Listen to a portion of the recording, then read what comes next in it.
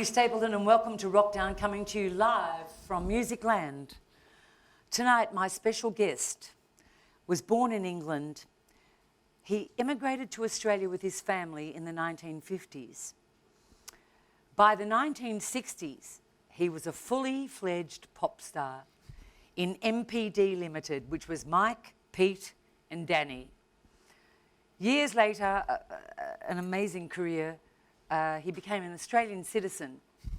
In 2013, he was awarded the Order of Australia for outstanding services to the community. Tonight he's here to talk about his new album, which is retracing his ancestry and also the folklore of the Irish-Australian history here in Australia. Would you please welcome Mike Brady. Thank you, Wendy. Hello, everybody. I practiced that for ages. Did you like that? I could tell you'd practiced it. Did you? I've got nothing to talk about now. Well, I've got to tell you, this album is really beautiful.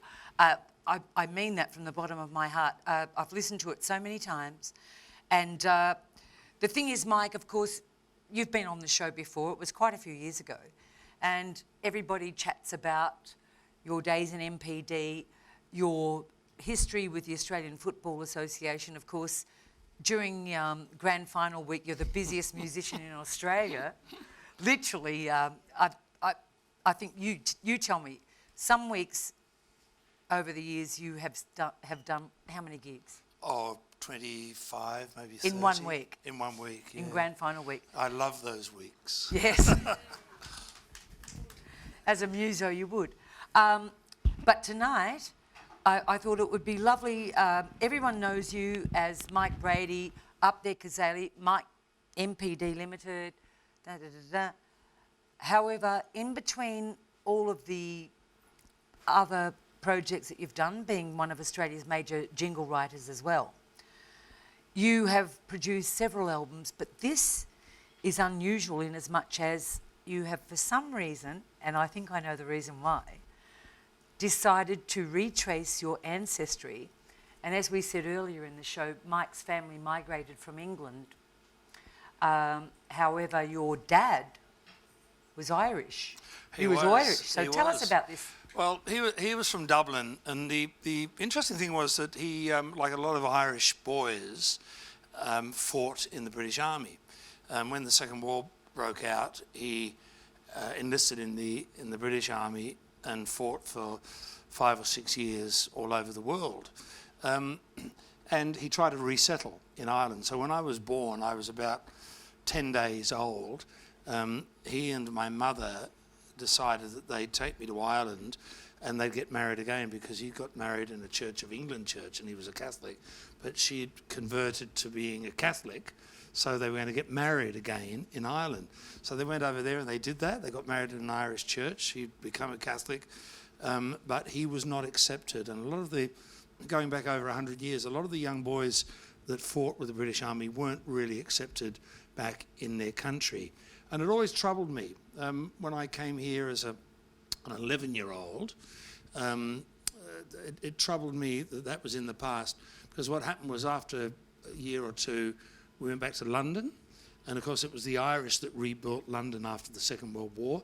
I grew up on a bomb ruin, basically, and I contracted, when I was about 3, tuberculosis, which I've never told you.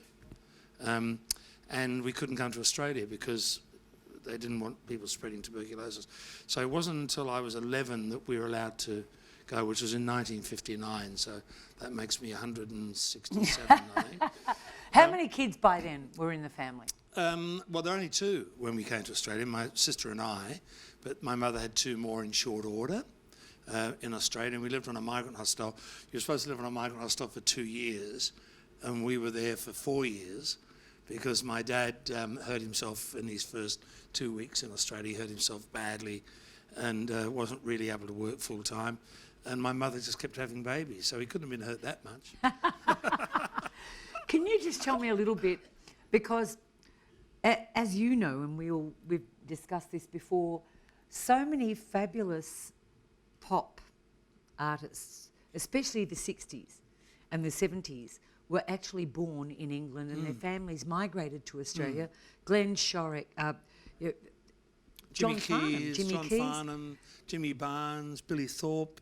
It just goes on and on. The Easy Beats. So AC/DC. obviously the one component that you all had in common was music. I think because it's quite a long story and I've never really read about it. I've never seen anybody write about it. But I think what happened was we were all on migrant hostels, and they were really boring places. There wasn't much to do, and what we did was we sang. And if someone had a guitar, that's how I learnt guitar on a migrant hostel. But we sang in the wash houses. They were made of concrete, and they were natural echo chambers. And the girls would sing a couple of songs, then the boys would sing. Imagine asking kids to do that now. Was it tough?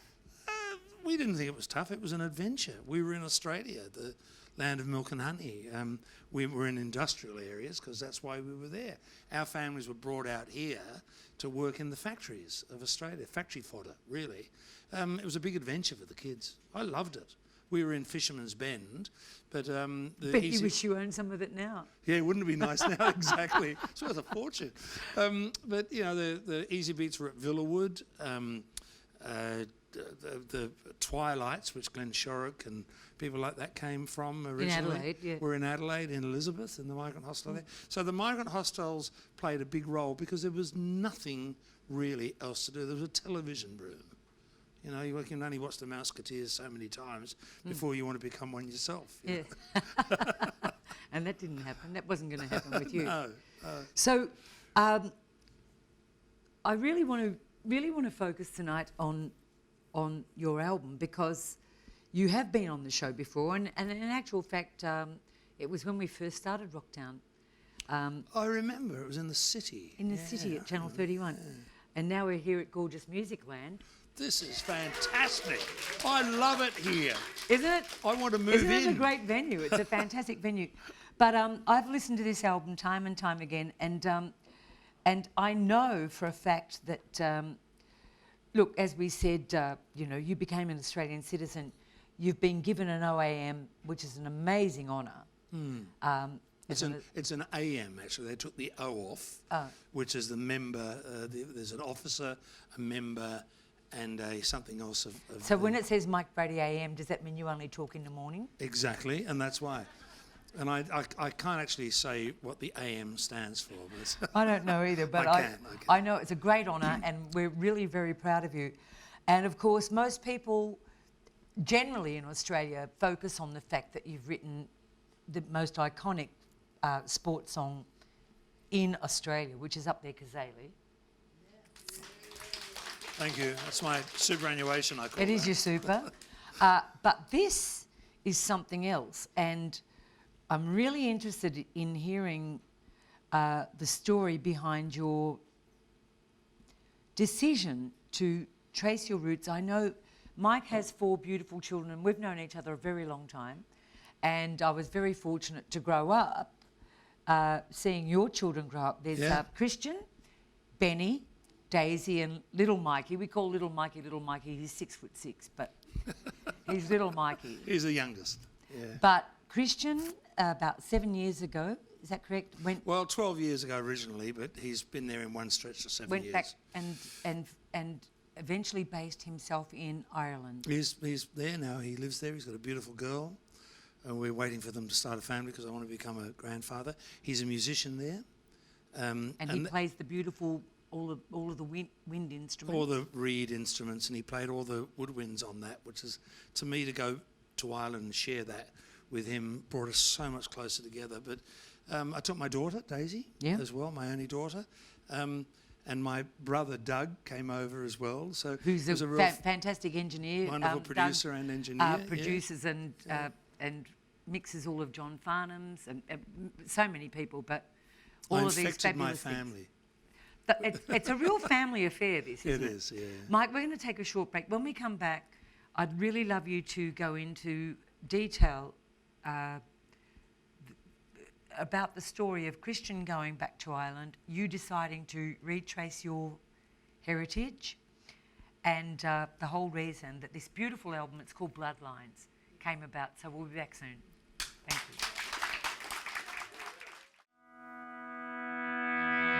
you.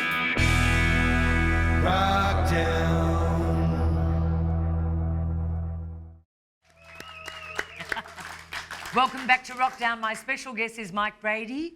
His new album is called Bloodlines. Mike, we're talking about you retracing your ancestry, but not only your ancestry in Ireland, you've also retraced the folklore of the Irish-Australian history here in Australia, because I've known you for a very long time. And as long as I've known you, you've always lived in Melbourne, but you've always sort of half lived in Lorne. Yeah, true, down the And beach, of course, it's on the Great Ocean Road, and some of the most tragic historical shipwrecks happened along that coast. and some interesting things too. I mean, it's an amazing part of Australia. It has a huge Irish connection because, you know, there are towns like Killarney and Belfast, which Port Fairy used to be called. And Was that called? it was before? called Belfast, and in fact it was the Shire of Belfast still when we came to Australia in 1959, which immediately dragged my father there, even though he was from Dublin. He wanted to go down there because of all the Irish people. And it was just a natural thing for me to want to find out the history. And that album, whilst it's recorded in Ireland, 9 of the 12 tracks, they're very long, by the way, but 9 of the 12 tracks are about the west coast of Victoria and the Irish heritage of Australia. There was one point, I think it was probably about 1962 or 63, that 32% of Victorians at that stage claimed Irish heritage. Isn't that amazing? 32%. Well, it's not amazing, because I actually thought the same thing, and especially down that coast. It's very, very, very obvious that it was a very Irish influenced area. Oh, they grew potatoes there for years. They still do. In fact, the best potato in the world comes from the Otways, and it's called the Otway Red. When I do the next And what do you album. do with that, Michael? Well, you write a song about it. So I'm writing a song about potatoes. How far have I come? But you know, it's about the Irish. It's about the Irish condition. A lot of the things that the Irish have as the Irish condition we share. You know, as Australians, Victorians particularly, are pretty irreverent. We've never been good at discipline. There's been a few jars drunk over the years too. And I wrote about things that are common to Ireland and to Australia. And I've written about the immigrants that came here. I've written like myself. I've written about the loggers that worked there, the fishermen that worked in Ireland and on the west coast of Victoria. And there are a lot of Irish and a beautiful names. track that I actually, I mean, I love them all, but it was Jack, Eva and Tom and Eva, the Tom and people Eva. from the Lockhart, the Lockhart. from the Lockhart, which was a famous shipwreck. Yeah, it's the most famous in Australia. There were 2 teenagers survived. And They were the only 2. yeah, and no one else survived. And apart from a box with a porcelain peacock washed in a couple of days later without getting damaged, or the ship had just splintered. And there's just wonderful stories. Look, there are stories everywhere, and every person has a great story or 2 in them. And well, that's what I've tried to do with the record. With the fact of Christian going back to Ireland, a couple of years ago, it was quite funny because we were in England and we didn't know that each other was in England. And about a day before you left and 2 days before we left, you rang us, and it was one day apart. We couldn't catch up, and then we were in Ireland, and everywhere we went in Ireland, we were one day. Yeah, you were in Waterford. We were in one day apart from catching up, and it was incredibly frustrating because you and your son were actually playing gigs. Yeah, we were. With an amazing guy that I first met doing sessions for you at AAV, which is Armstrong's, you know, in the old day, Stephen Cooney. Beautiful musician. Stephen Cooney now lives in Ireland. He's an Irish national treasure from Melbourne. How's that work? So tell us a little bit about Christian going back to Ireland and you setting up this whole situation. Christian was always, he's well educated, Christian, but he loved music. And he was always very shy about music. He didn't really want to be a performer. He just wanted to play. And he went on his world journey when he was a teenager. I gave him $500, last of the big spenders. And one of the places he went to was Ireland. And he, like I, many years later, many years later, fell in love with the place because in Ireland, Ireland has a dark history and a sad history, very, very sad. And the Irish are able to express it through their music, their literature, their art. And when I went to see Christian, and I promised him I'd come and visit, I flew from Venice, where it was 32 degrees, on an Aer Lingus flight, and it was the middle of summer, and it was 12 degrees in Dublin when I got there, freezing cold and raining. But I felt at home straight away, and Christian felt that too. The Irish are very similar to Australia. The Australians are very laconic, but what they do have is this wonderful appreciation of music, and Christian got there and he basically decided that he settled there, and he's been back to Australia a few times, but now he's an Irishman really. They call him Aussie Christian, which is, in fact they call him Krusty. Krusty Brady is his name. Krusty Brady. Yeah, and he plays wonderful music, and he's just got his first job at the age of 43, first real job. He's working 2 days a week for the government in computer analysis or something. I mean, how weird is that? He said it's really different. He said, I earn as much as I do in a week playing music. I earn in 1 or 2 days fiddling with a computer. It's not nearly as interesting though. But really, I loved it. The passion that the Irish have. Stephen Cooney, and Christian set me up with Stephen Cooney, who I hadn't seen for years, in Galway. And I was sitting in a bar one night with Christian, who was playing in a session, because everybody plays for nothing, and there was all this, all this stuff. And I see these two guitars come through the crowd, suspended above the crowd, and I look down, and here's a bald man with dreadlocks. So Stephen's got no hair here, but he's got tons at the back, walking through with these two guitars, and he gives me one, and he says, "You're going to be playing tonight." I said, "I can't play this stuff," and he says, "You're going to learn." So that was really how it came to be. Reintroduction to Stephen Cooney. He'd just broken up with Sinead O'Connor, who was his Wife? the last person. For about 2 weeks. Yeah, well, probably a year. And he was broken-hearted over it. But we stayed up all night talking and playing music, and he said, "Please come back and let's play some music together." So I wrote all those songs and then went back to Ireland. It's a beautiful place. Okay, just for a minute. You know the gorgeous Mick Pealing, of course. I do. Great Mick. Yeah, great Another boy that came from South Australia. I think he's probably an Aussie, but most of the people that came from South Australia weren't. They were all from England. We have a gorgeous segment called Micks Picks. So this is a little segment where we look at new releases that Mick suggests that we should all have a look at. So let's have a look at Micks Picks. Here we go.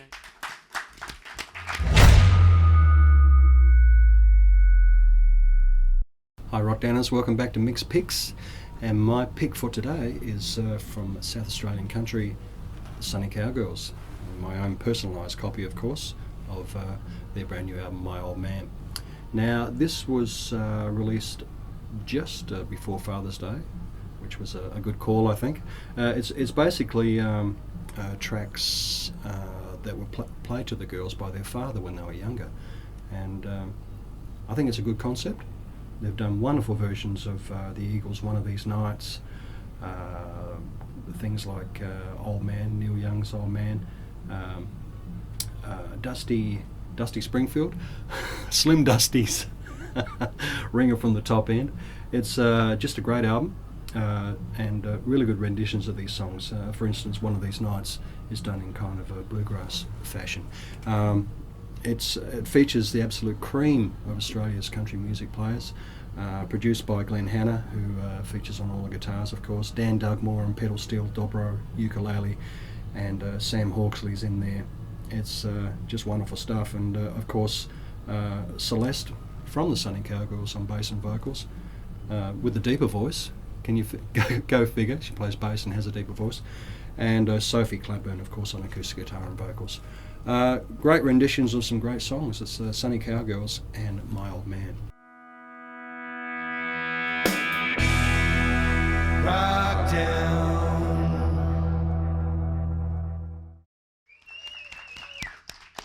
Welcome back to Wrokdown. Now, where would we be without this gorgeous girl that travels all around Australia. Yeah, exactly.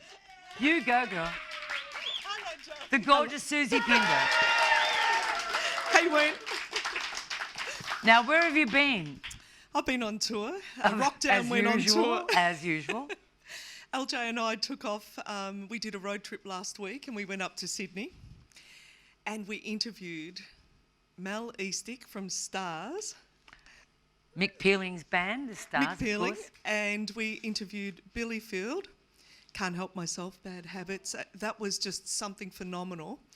And then we had dinner with John Pryor that night and hung out with John and Tanya. So it was a day of dreams. It was bloody spectacular. How do you do all this? How do you organise this? Because I ring them up and I say, I know Wendy Stapleton. I'm actually amazed they don't hang up. They say, where's Wen? Why aren't you both here? So we toured around. It was absolutely phenomenal to meet Mel Eastick because I look after Mick and, you know, Mel is someone that I hold in greatest of esteem. It was just a dream come true. What's Mel doing up in Sydney? He's still playing, he's teaching guitar.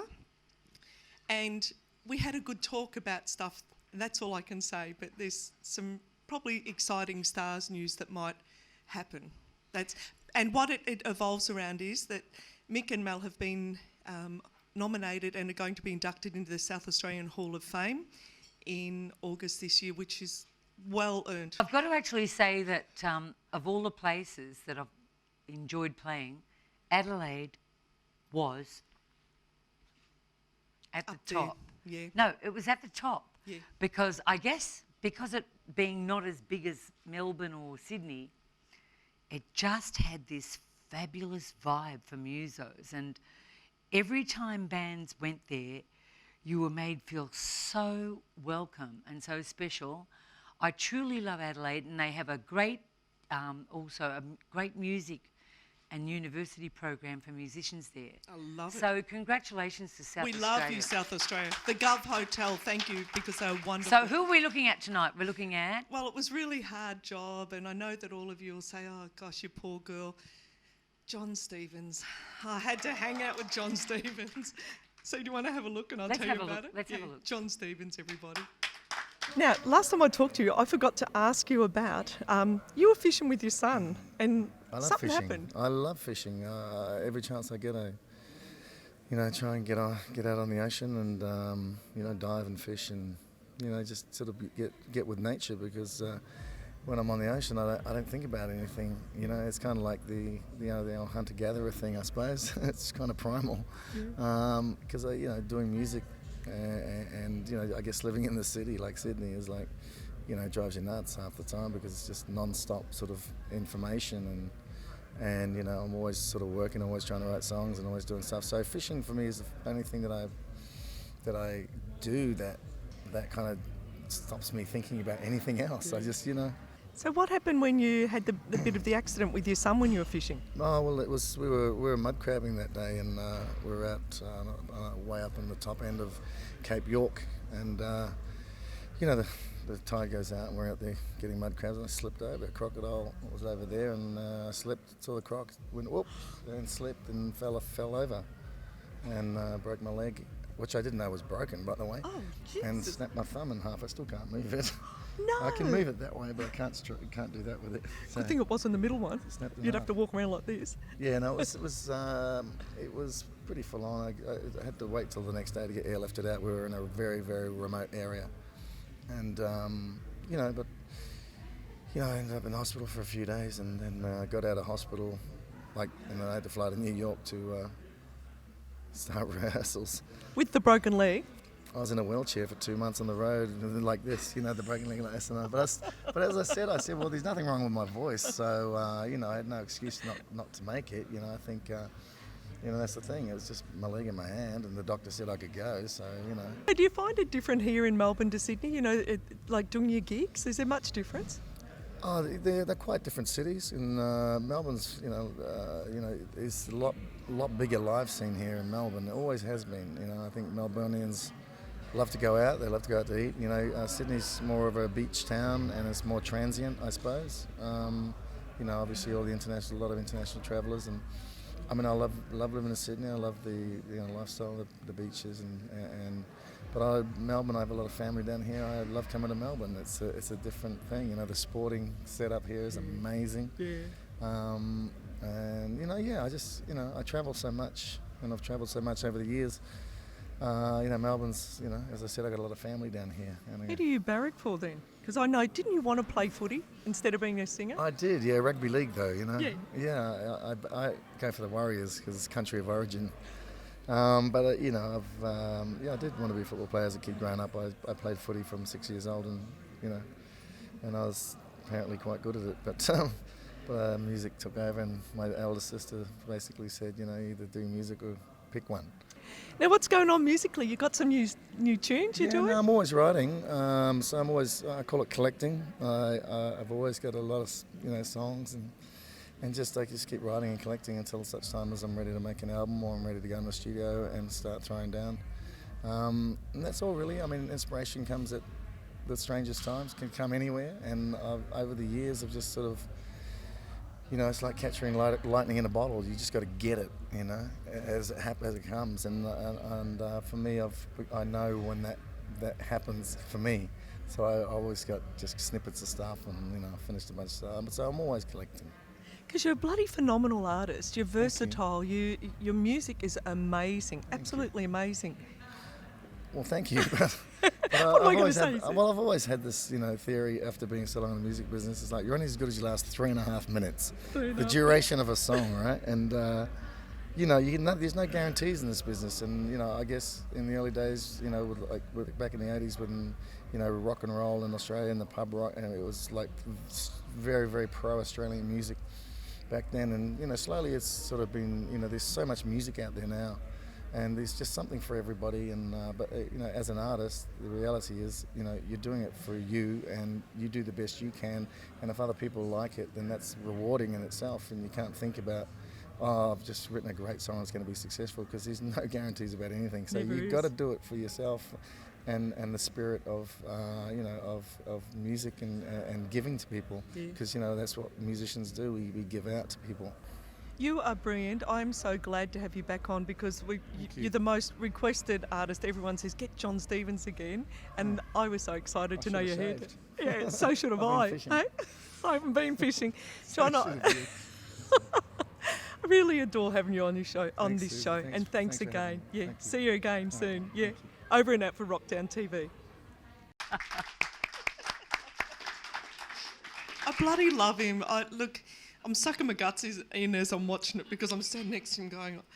But people, I want to say that there was some bad press. That very day that interview aired was the day that all that negative press. And he was a broken man that day. It affected him immensely. He is such a good human being. He had to weather that storm and be dignified with his silence. Now, just in the last week, he's been vindicated. I feel dreadful that people can make judgment, because he's a big, strong-looking man. He's a good-looking man. Of course, he's got to be up himself. Well, he's actually not up himself, and he's a bloody good human being and a phenomenal artist. So I'm really glad we got the interview. It was the first time we'd seen him smile all day, because I was dicking around, trying to cheer him up, and he cheered me up. I just looked at her and went, whoa, great man. And the thing is that press these days is so immediate. That basically if you sneeze, everyone knows about it. And that was a hiccup in his personal life with Jodie Mears. And as Soozie just said, in the last couple of days here in Australia, he was totally vindicated. Would you please thank the most beautiful girl I love you, Mum. out and about? I'm very jealous. We've got to go together, you and I. We won't come back. Paul, you'll have to bail us out. Thelma and Louise, duh. Oh, the hat cowboy in the back? I've got the Yeah, hat. but I'm not going off the cliff. No, me neither. We'll be back soon with Wrokdown. Thank you.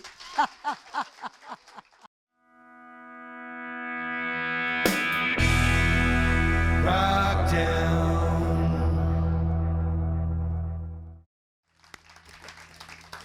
Welcome back to Wrokdown. I'm here with Mike Brady and his beautiful new album called Bloodlines. and we just love that. I love the album. We've been talking about the fact that your son, Christian, went to Ireland, and of course Stephen Cooney, who was a well-known muso in Melbourne, and he went to Ireland. Is he Australian or Irish? Well, he still maintains his Australian nationality and passport, but they've claimed him now as an Irishman. But he does a lot of work over there, and he's really considered a national treasure. We were, as we said before, one day away from each other all through a trip a couple of years ago through Europe, and you would ring us, where are you? We were one day away from each other. Every port we went to, we were one day away. I was in Cork and you were in Waterford. You were at a bluegrass festival in Ireland. We were at the most magnificent bluegrass festival, and you were with your son Christian, who plays on his album. We were in playing somewhere else. in Galway or somewhere like that night. Yeah. But the wonderful instruments, Mike, that you had people play, and I can't pronounce half of them, but they're all written here, and well, I don't know. Do you remember what they're called? Yeah, there's the instruments that I've used, obviously hard. the Uilleann pipes, which are these ancient bagpipes, which are Irish pipes. The difference between Irish pipes and Scottish Highland pipes is you don't actually blow with a mouthpiece into them, but they make that really haunting, beautiful sound. The Bowron, which is written Bodron, but it's actually Bowron. Liam Manley from Hothouse Flowers played in Waterford, believe it or not, where you were, played the Bowron. We've got the sort of Celtic harp. There's a lot of traditional Irish squeeze boxes, and there's some wonderful violin, some of it played by Martin Hayes, who's just a wonderful, wonderful treasure of Ireland.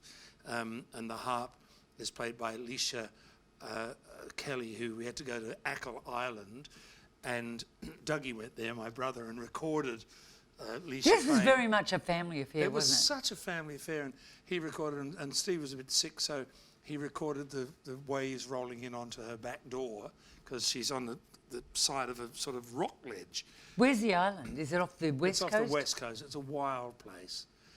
We travelled all the way around Ireland, north and south, east and west, and we went to people's homes to record, and then the kids would sing to us. You know, their kids would actually, after they'd look at me because people say, "Oh, he's really well known in Australia." Oh, really? And the kids would sing to us after dinner, you know, in their old language, in the Irish language, and it was just a wonderful, wonderful experience. Do you get any of the Irish language? Is it really totally sort of?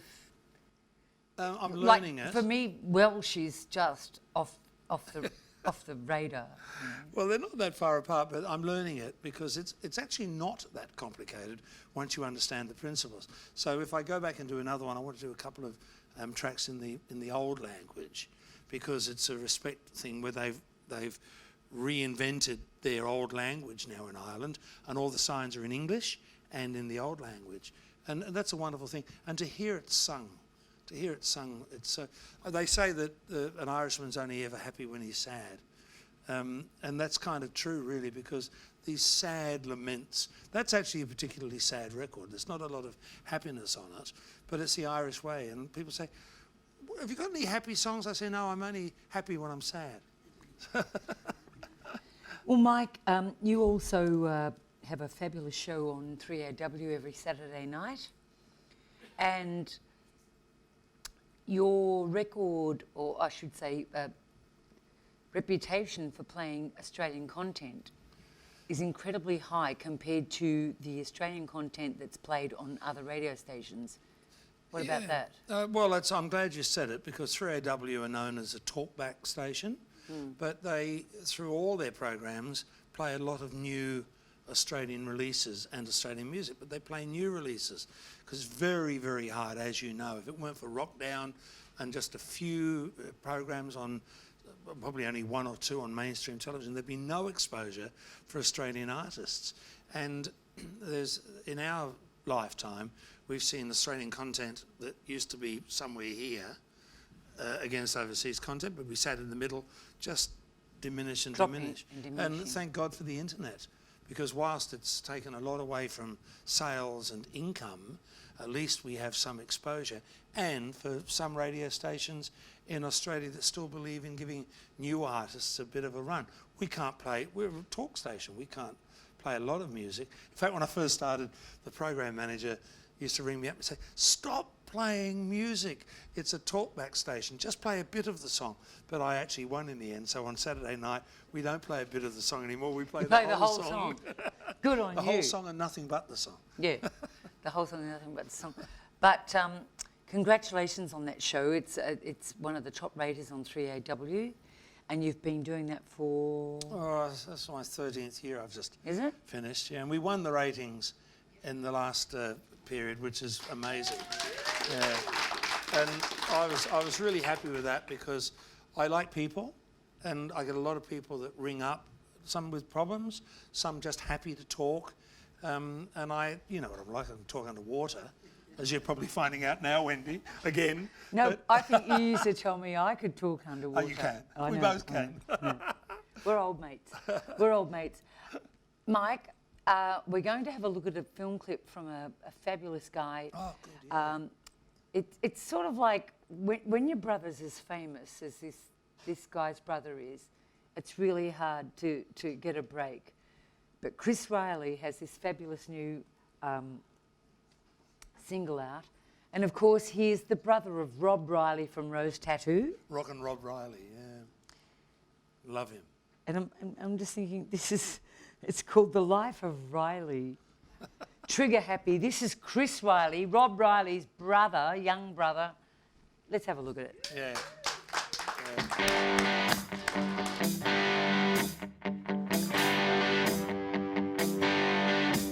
Well, I met a little girl down in Swanston Street. She was young, she was pretty, she was packing heat. We went into a store just to get some supplies. She pulled out a pistol to my surprise. She said, everybody get down on the floor, or else you feel the wrath of my smoking 44. We ran out the door, clutching the loot. I grabbed my supplies and threw them into you. Drove that car about 110. I never turned around to see that town again. She said to me, baby, put your foot to the floor, or else you feel the wrath of my smoking 44. She's trigger happy. She's trigger happy.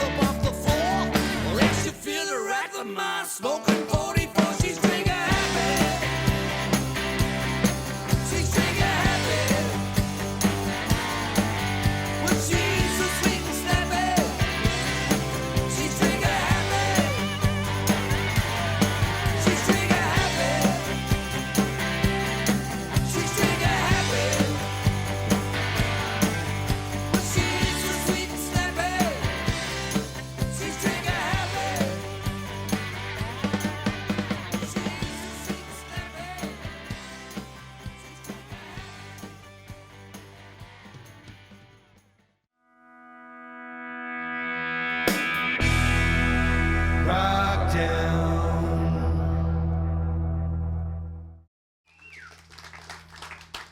Well, welcome back to Wrokdown. My special guest is still Mike Brady. Yeah, I haven't changed.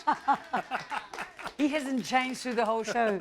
And of course, we're celebrating the release of Bloodlines, which is a beautiful album that Mike has released, and it's retracing your ancestry, but also the folklore of the Australian Irish immigrants that came here and all the beautiful stories. Yeah, the connection. The whole album, I've listened to the album quite a few times, and it really covers a load of subjects, like the loggers, the people that, of course, passed away in shipwrecks, the gorgeous couple that were the only two survivors of the... Yeah. Was it the...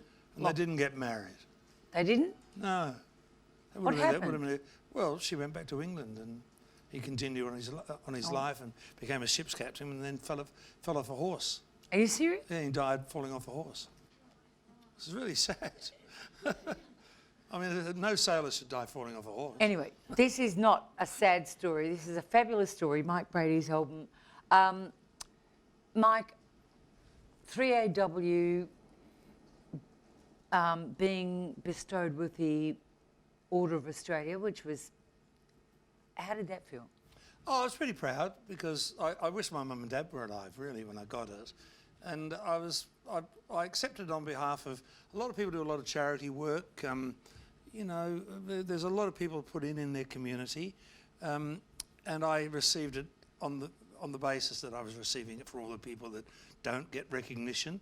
When you're a little bit well known, it's easier to get recognised. As far as I was concerned, there are so many people who do great work and better work than I do within charities and not-for-profit organisations, but I accepted it on that basis, and also for the music thing too, and I was very, very proud. And I do wear it. In fact, I'm not wearing it tonight because I've got my sort of going out in the cold coat on. Yeah. But I do wear it, and I'll be wearing it tomorrow. I'll be wearing a suit tomorrow. I'll be wearing a suit and a tie. I haven't seen you in a suit for years. I know, and I'll have my What are little you badge doing on. tomorrow? I'm catching up with a dear friend, and he's taking me to a bit of a posh place for lunch. So, Mike, I'm so happy to have you on the show. This is really, I've listened to this so many times. It's a beautiful album. I think it's called Bloodlines. And Mike, tonight you're going to take us out with a song called... it's called The Song of Whispered Sighs. Which and is about? It's about a girl that I love very much, and and unfortunately she walked out of my life, and she gave me this lingering hug and kiss and said, "I'll see you in a couple of hours." And I said, "Yes, I'll see you at my place in a couple of hours," but she actually left my life, and what I didn't know was that she was very ill and she didn't want to share that with me, and I thought that she'd found somebody else. So I tried to contact her, and I wrote a note saying, "Clearly you didn't feel the same way as I did, but I understand." And she wrote back to me, she said, "No, you've got it completely wrong. I've loved you and I will always love you till my dying day," which was 12 months later. And I think of her quite often, you know, I did love her very much. You met her, and she kept it secret. She did not want me to go through what she knew she was going to go through. So It's been a pleasure having you on the show. thanks, This Brady. is a beautiful album. It's called Bloodlines. Would you please thank Mike Brady? Thank you. Thank you, Wendy.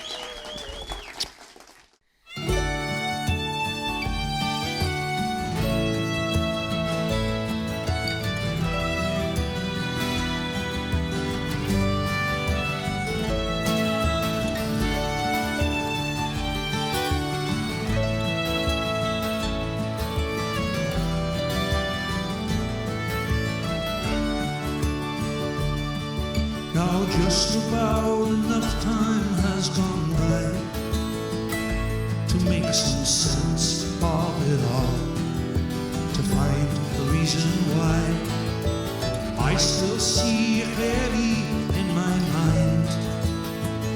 I've learned that life can be unkind, so I wear my heart out on my sleeve. I hold a memory that will never It's like a song of whispered sighs. It's you and me. It's last goodbyes.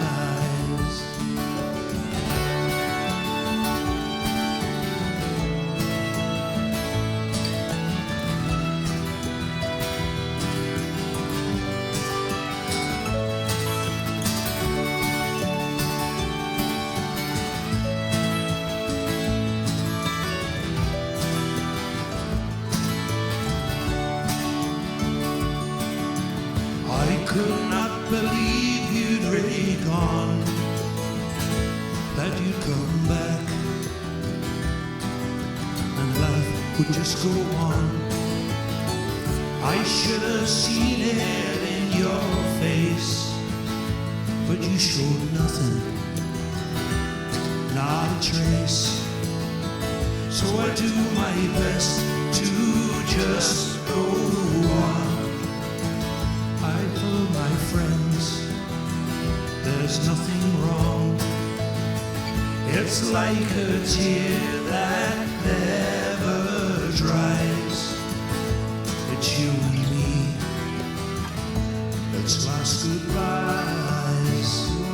And if I could change one thing, I'd wrap you up in an angel's wing. I'd walk you home into the night, along the path toward the light.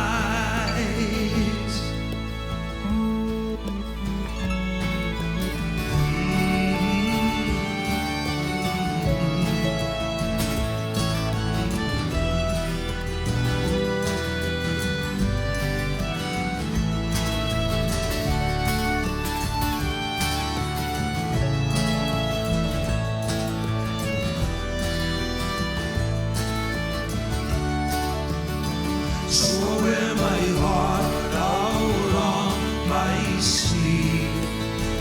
I hold a memory that will never leave. It's like a song of whispered sighs. It's you and me. It's last goodbyes. So I do my best to just go on. I tell my friends there's nothing wrong.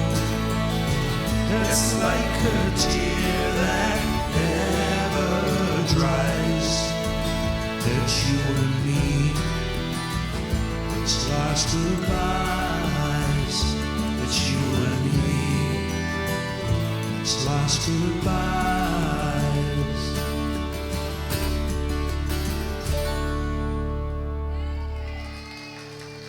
Thank you.